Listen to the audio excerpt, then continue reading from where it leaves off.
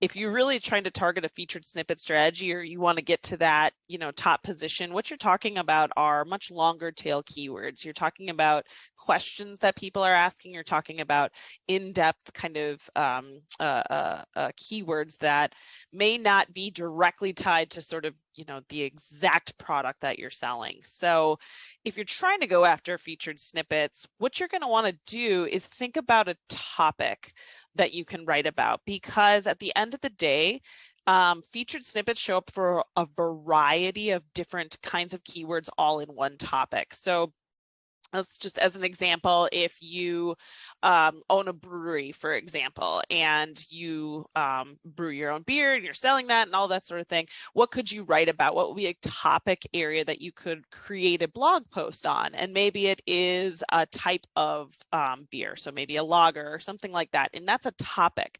Well, what are all the keywords that people could put in regarding that topic? What are all the questions people can ask and things like that? And if you create a piece of content that answers all those various questions and kind of targets all those different keyword variants, you can definitely be potentially then show up for those in a featured snippet.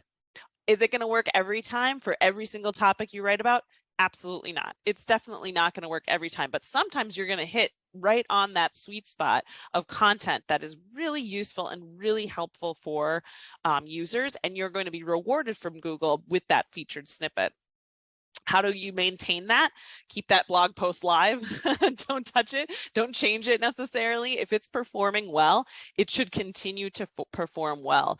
The only thing that you need to be careful of is keeping an eye on what other people are writing.